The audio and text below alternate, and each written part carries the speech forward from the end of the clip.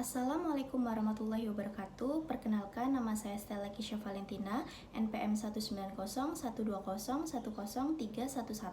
mata kuliah Bisnis Internasional kelas F012. Di sini saya akan memaparkan tentang pasar modal. Definisi pasar modal. Pasar modal atau yang disebut capital market merupakan pasar untuk berbagai instrumen keuangan jangka panjang yang bisa diperjualbelikan, baik surat utang berupa obligasi, equity atau saham, reksadana, instrumen derivatif maupun instrumen lainnya. Pasar modal merupakan sarana pendanaan bagi perusahaan maupun institusi lain, misalnya pemerintah, dan sebagai sarana bagi kegiatan berinvestasi. Berikutnya, jenis pasar modal. Ada dua jenis pasar modal. Yang pertama, pasar perdana. Yang kedua, pasar sekunder. Pasar perdana merupakan tempat efek-efek atau surat berharga lainnya yang diperdagangkan untuk pertama kalinya, sebelum nantinya dicatat pada bursa efek.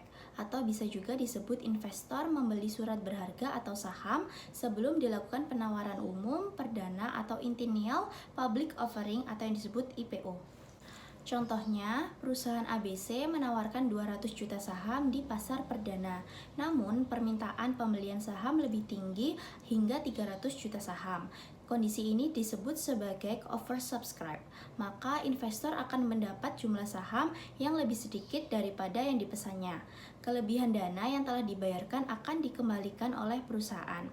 Banyak investor yang tertarik untuk membeli saham di pasar perdana, karena ketika nantinya saham sudah berada di bursa, kemungkinan besar harga saham akan naik. Kemudian, investor dapat memperoleh hasil dari capital gain atau keuntungan dari selisih harga beli dan jual saham. Berikutnya, pasar sekunder. Lain halnya pada pasar perdana, di pasar sekunder ini investor dan pihak penjual surat berharga bisa melakukan jual beli yang telah tercatat di bursa efek. Investor yang telah membeli efek di pasar perdana juga bisa menjualnya di pasar sekunder. Salah satu hal yang membedakan pasar perdana dan pasar sekunder adalah siklus jual belinya. Pada pasar perdana, proses jual beli terjadi antar investor dengan perusahaan. Sementara itu, di pasar sekunder, proses jual beli terjadi antara investor yang satu dengan investor lainnya. Selain itu, harga saham di pasar sekunder bersifat fluktuatif. Harga bisa naik turun sesuai dengan kondisi dan banyaknya jumlah permintaan dan penawaran yang terjadi. Sementara itu, harga di pasar perdana tetap sesuai yang telah ditetapkan perusahaan. Next, pelaku pasar modal. Ada 5 pelaku pasar modal yang diketahui. Yang pertama ada emiten, yang kedua investor, yang ketiga penjamin emisi, yang keempat agen penjualan, dan yang terakhir adalah broker. Pertama, emiten.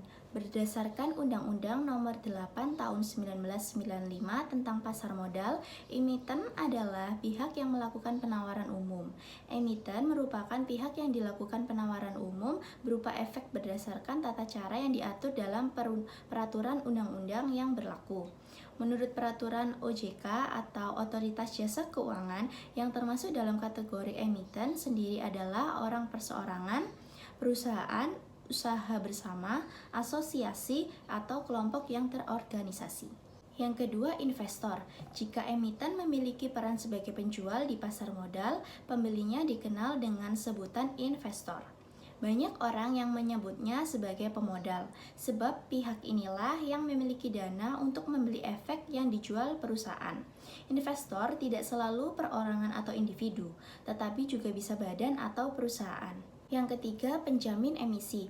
Penjamin emisi adalah pihak yang membuat kontrak dengan emiten untuk melakukan penawaran umum. Tugas mereka ini adalah membantu emiten dalam rangka mempersiapkan pernyataan pendaftaran berikut dokumen pendukungnya, memberikan konsultasi di bidang keuangan, melakukan evaluasi terhadap kondisi perusahaan antara lain keuangan, pemasaran dan produksi serta prospeknya, dan menentukan harga saham bersama emiten. Yang keempat ada agen penjualan. Agen penjualan merupakan pihak yang menjual efek dari perusahaan yang akan go public tanpa kontrak dengan emiten yang bersangkutan. Selain itu, agen penjualan ini juga akan mereferensikan calon nasabah kepada perantara perdagangan efek dengan imbalan komisi berdasarkan kontrak kerja sama. Yang terakhir, broker atau yang disebut pialang dianggap sebagai seorang atau suatu perusahaan yang bertindak sebagai perantara atau mediator penghubung transaksi antar pembeli dan penjual. Broker sendiri adalah individu atau sebuah perusahaan yang bertindak sebagai perantara transaksi antara investor sebagai konsumen dengan pasar modal. Umumnya, fungsi broker itu sendiri bertindak sebagai perantara antara klien atau konsumen dengan pasar atau produsennya.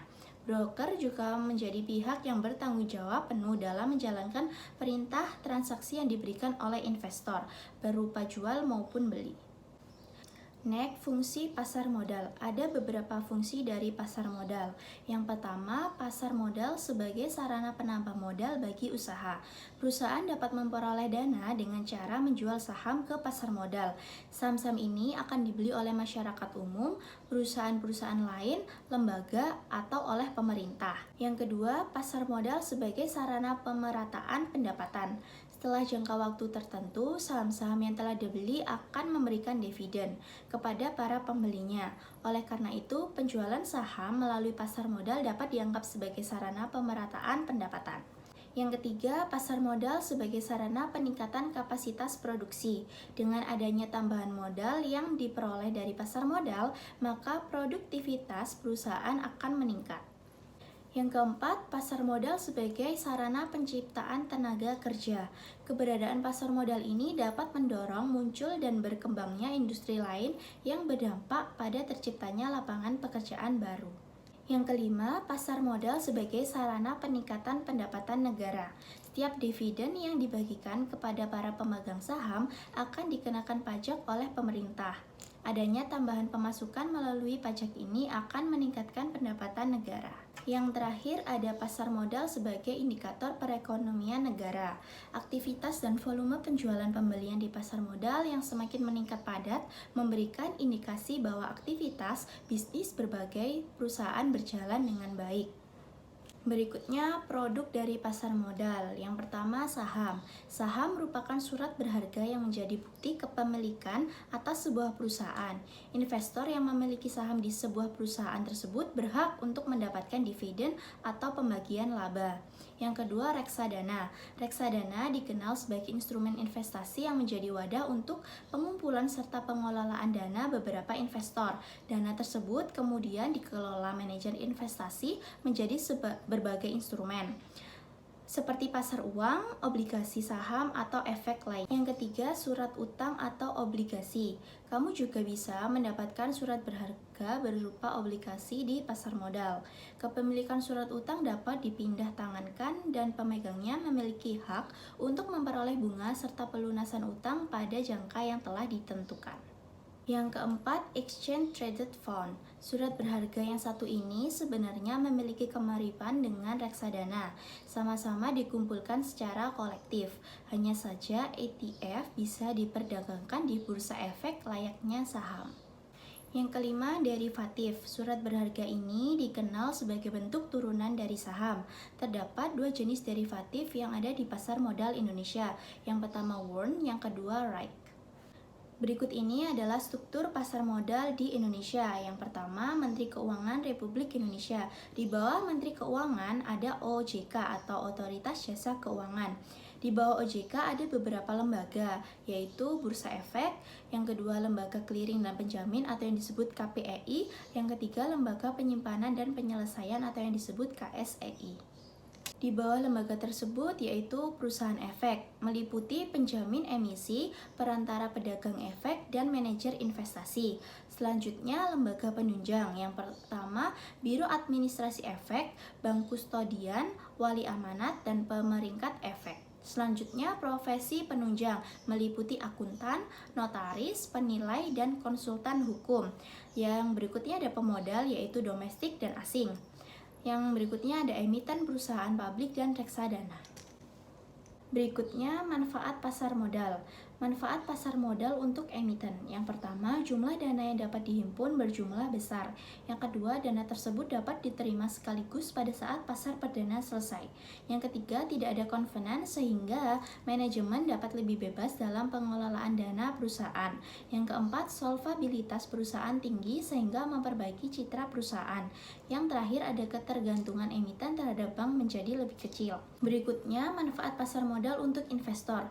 Yang pertama, nilai investasi berkembang mengikuti pertumbuhan ekonomi.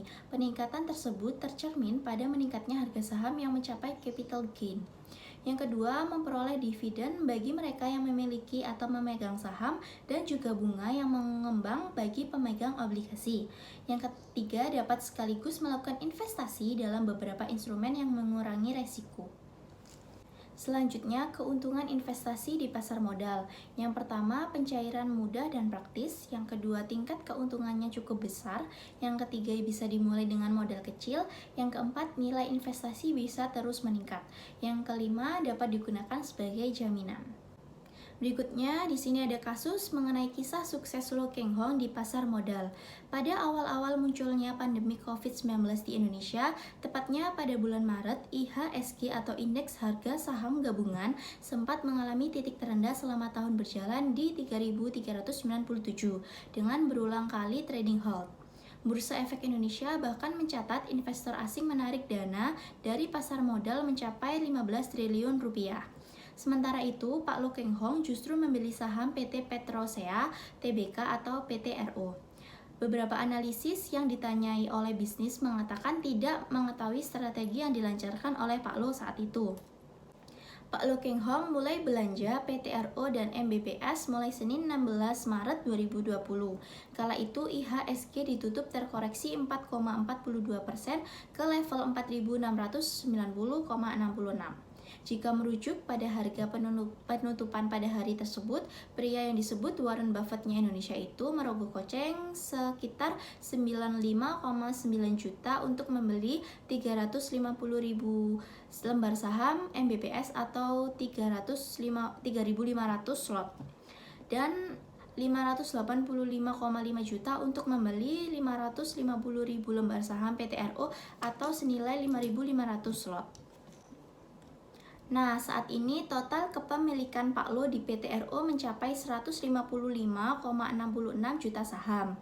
Pria kelahiran 1959 ini akan menerima setoran dividen sekitar 1,04 juta US dollar dari kinerja PTRO tahun buku 2019. Jika menggunakan asumsi kurs setengah BI per dolarnya yaitu 15.707 rupiah. Maka dividen yang diterima sekitar 16,42 miliar. Kisah cuan Lo Keng Hong ini menjadi besar di pasar modal, akan selalu menginspirasi banyak orang. Pasalnya, tanpa bekerja keras banting tulang, kepala jadi kaki atau sebaliknya, aset dan kekayaan dapat terus bertambah secara otomatis. Sekian presentasi atau penjelasan mengenai pasar modal dari saya, semoga bermanfaat. Kurang lebihnya saya mohon maaf. Wassalamualaikum warahmatullahi wabarakatuh.